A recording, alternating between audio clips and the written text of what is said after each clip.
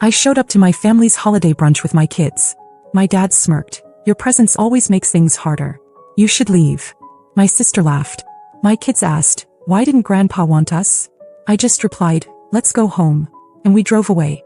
An hour later my mom called. Why is the bank card locked? We can't even pay the brunch tab. I ignored them until they went crazy and they finally made me angry enough to do something about it. Really do something. And when that switch flipped there was no going back. It wasn't just the brunch. It wasn't just one comment. It was years stacked on top of each other like a slow-building landslide. And that morning it finally collapsed. I used to think I had to keep the peace because I was the broken one. The single mom, the one whose husband traded in our family for a shiny new one across town. I thought being quiet meant being strong. That if I just swallowed the bitterness long enough, they'd eventually respect me again. I was wrong. The holiday brunch was supposed to be something nice. Something for the kids.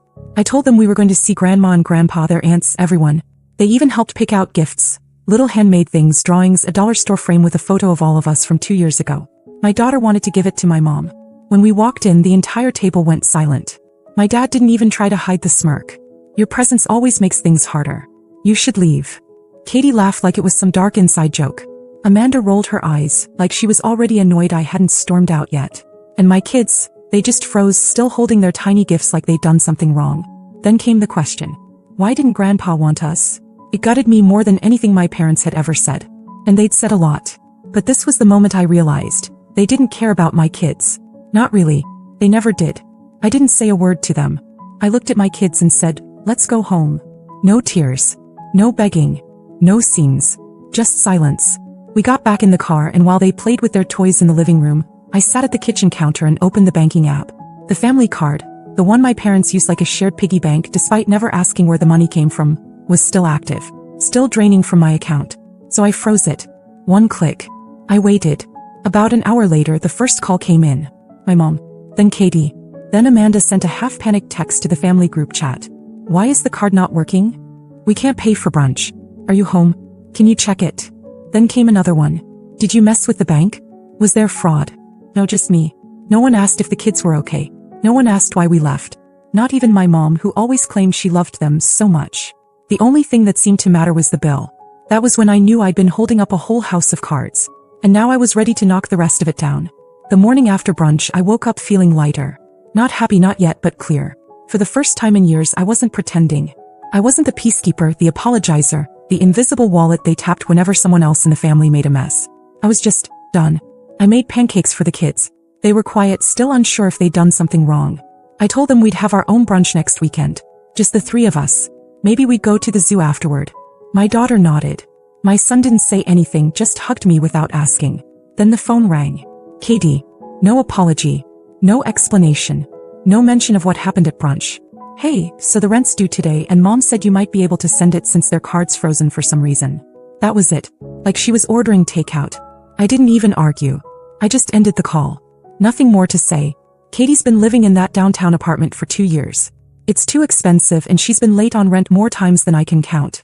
Every time she ran to Mom, who then quietly texted me for a little help. I said yes every time. I justified it. Told myself Katie was younger, figuring things out, and that I was just being supportive. But what I really was stupid. I gave because I thought if I kept giving they'd eventually respect me. Maybe even love my kids the way they deserved. That if I just filled every gap, they'd see me as something more than the family embarrassment. The single mom. The one who got left. That fantasy died yesterday. 2 hours later my mom called. This time her voice was soft, concerned, the tone she used when she was about to manipulate me. She asked if everything was alright, if I'd meant to accidentally freeze the card. Said Katie was in a tough spot, and it'd mean a lot if I could cover her rent just this once.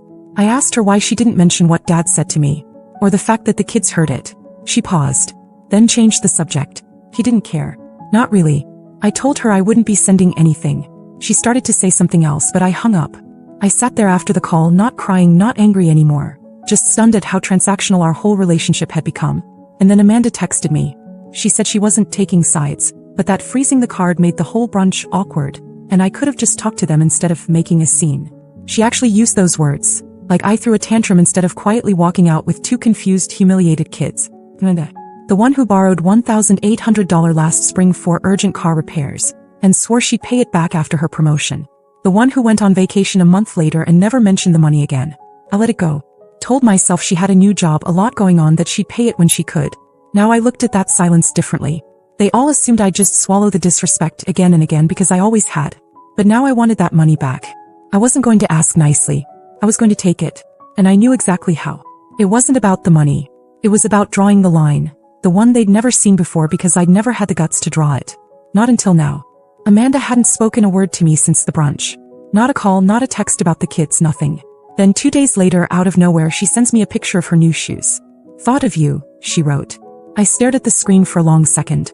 Designer shoes. The kind she used to say were too bougie unless she was being treated. She had definitely treated herself this time. I scrolled up in our thread until I hit that one message from months ago.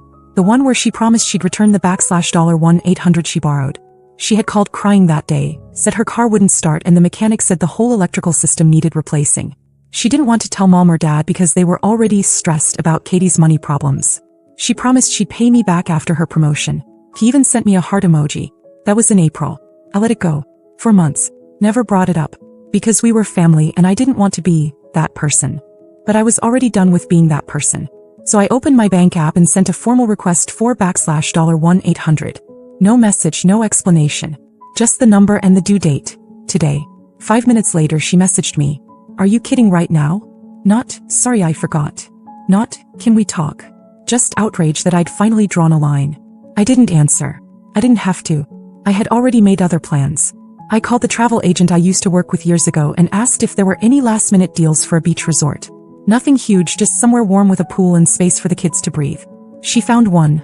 A cozy cabin suite at a family-friendly place with a kids' activity center, dolphin tours, the works. Cost me $1,682. And I paid for it with Amanda's money the minute she finally sent it. No thank you, of course. No apology. Just a cold transfer like she was settling a business debt.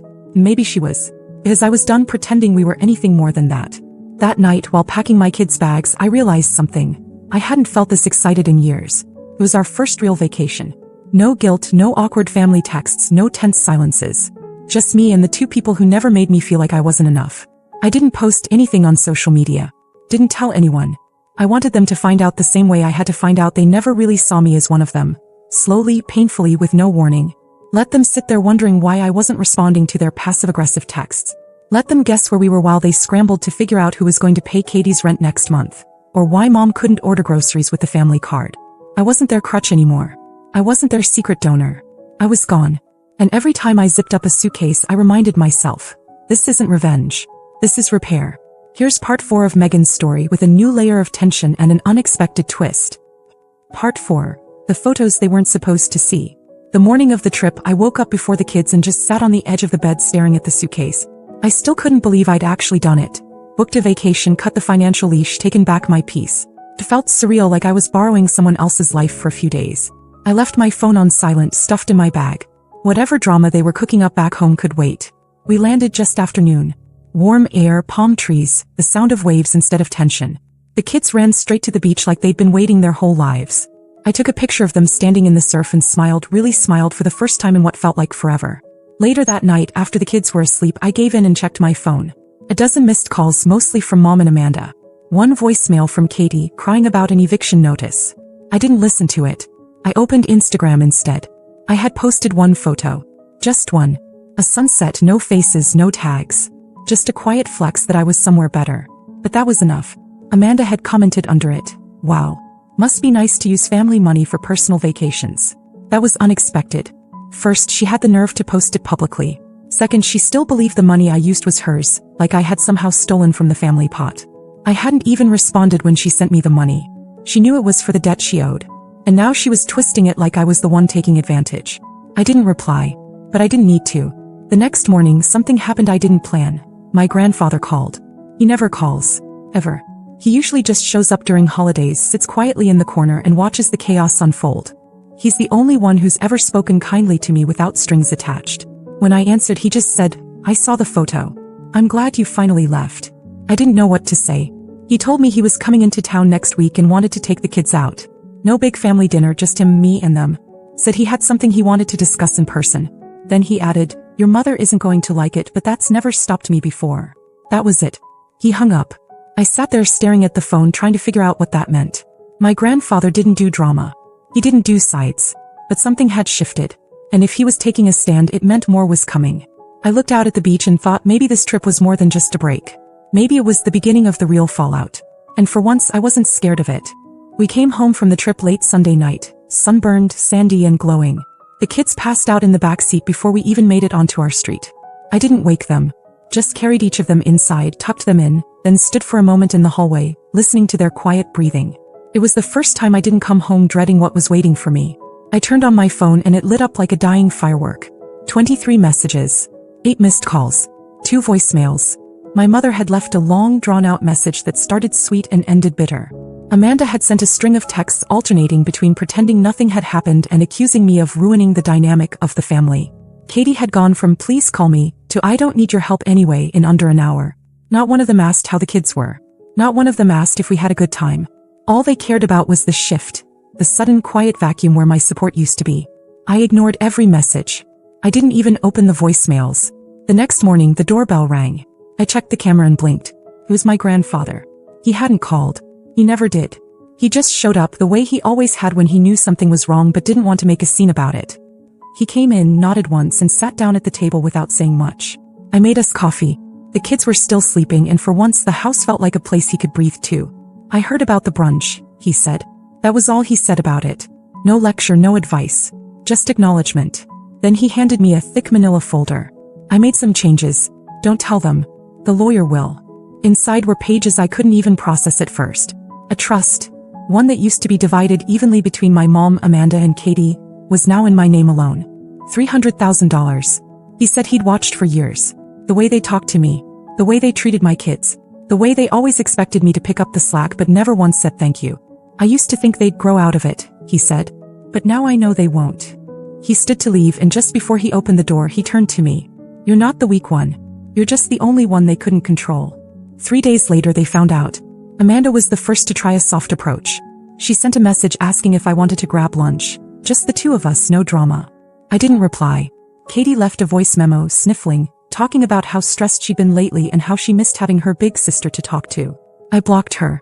My mom sent a picture of my kids when they were toddlers. Then wrote, "Let's put the past behind us. I'd love to take them out for ice cream." I didn't respond. Because it wasn't about reconciliation. It wasn't about love. It was about proximity to the money. They didn't feel sorry for what they'd done. They were sorry for what they might lose. And by the time they realized the door was closed, they were already on the outside. This wasn't revenge. I didn't gloat. I didn't announce anything. I just kept living. And that was the part they never expected. Because when someone stops trying to be accepted, there's nothing left for you to take from them. Next, an add little intrigue. ChatGPT. Here's part 6, the final part of Megan's story with a layer of intrigue to close the arc. Part 6, they thought they'd wait me out. By the following week, the silence from me must have started to feel threatening to them. That's when the rumors started. Amanda told someone, maybe her boyfriend's sister, maybe someone at her job, that I had manipulated our grandfather. That I must have talked him into changing everything while he was in a fragile state. She even hinted that I might have forged something. I found out from a friend of a friend. They didn't know Amanda was talking about me until they connected a few dots. When they told me, I just laughed.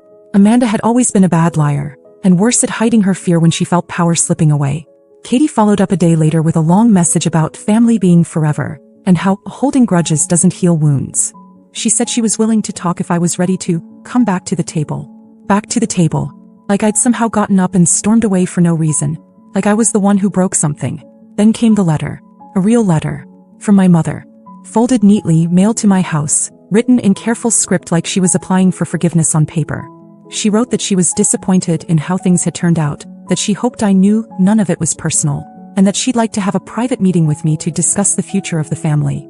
I didn't respond. Not because I was angry, but because there was nothing to discuss. That week I met with the lawyer my grandfather had recommended. We finalized the trust paperwork, adjusted some things, and he told me quietly that my grandfather had also named me the sole medical proxy for any future care decisions. Felt heavy. Not like a victory. More like someone finally handing me the keys to a house no one else knew how to care for. Before I left, the lawyer asked if I wanted to leave a statement for the family for when the rest of the estate was read someday. I thought about it, and I wrote something simple. I didn't leave the family. I just stopped standing where I wasn't welcome. A week later, my grandfather invited me and the kids to dinner. No one else was there. Just us. After dessert, he handed each of them a small box. Inside were gold coins he had collected over the years. Real ones. He said they were his way of saying, start your own stories. That's the moment I realized. This wasn't the end of the story. It was the beginning of one I finally got to write on my own terms. They'll keep talking, spinning new angles, waiting for me to come crawling back. But I never left broken. I left awake. The first update. It's been 3 weeks since I walked away from them. Really walked away not just physically but from that desperate, aching need to be accepted by people who never planned to offer anything close to love. I've replayed every part of it in my head not out of regret, but because it still doesn't feel real sometimes. How quickly they turned, how quiet the house is now, how calm I've become. I wasn't planning to write anything else, but I've been reading through the messages. From strangers. People who said I helped them feel less alone. Some even said they found the courage to confront their own families. And that's what made me sit down to do this. Because I owe all of you a thank you. And maybe one last chapter. A lot's happened in these 3 weeks. The lawyer finalized everything. The trust, the changes to the estate. It's done. They were all officially notified. Amanda, Katie, my mom. I didn't need to be there for any of it. I didn't want to be. Amanda sent me a long email the day after. The tone was professional, like a legal negotiation. She said she was disappointed in how things were handled, and asked if I'd be open to a conversation outside of attorneys. I didn't reply. She followed it up with a message saying she just wanted clarity about what Grandpa promised her. As if any of this was ever hers by right. Katie didn't reach out. But I know from someone who still talks to her that she's moved in with a friend after missing rent. I guess she figured Mom would cover it again. And for once Mom couldn't. Speaking of my mother, she came to my house. Parked outside for over an hour. Just sat there staring at the porch, probably hoping I'd come out and play peacemaker one more time. She didn't knock. I didn't go out. I watched from behind the curtain until she left. She sent a letter the next day. A real one mailed to my door. Said she was sad, said I was being influenced and letting old wounds fester. She wrote that family is bigger than hurt, and asked me to come over so we could reset. There was no apology. Not for what my dad said in front of my kids. Not for laughing with Katie. Not for letting Amanda pretend her debt to me never existed. Just more careful wording designed to protect herself. I shredded the letter without reading it again. My grandfather's kept his word. We've had dinner together twice a week. He's teaching my son how to carve little wooden puzzles, and my daughter calls him her beach trip grandpa. He doesn't bring up the rest of the family and I don't ask about them. It's unspoken, but we both know what was lost, and what was finally protected. As for me, I've been living. Real life. Not survival. I signed the kids up for swimming lessons. I painted our living room a soft green that feels like starting over. I even made plans for another trip next spring. Somewhere with mountains this time. I still get moments. Quiet ones late at night when I wonder if I should feel more guilt. When I remember how for most of my adult life I thought keeping the peace meant letting myself be torn apart a little more every year. But then I think about the way my daughter looked at me on the beach, holding my hand and smiling like the world was wide open again. And I know I made the right choice. So is this the end of the story? Maybe. I don't know if there will be more updates. Something happens, maybe I'll come back here. Maybe not. But for now, this is the last page. To everyone who followed this, who took the time to care, to reach out, to share, thank you. You reminded me that walking away isn't giving up. It's finally choosing yourself.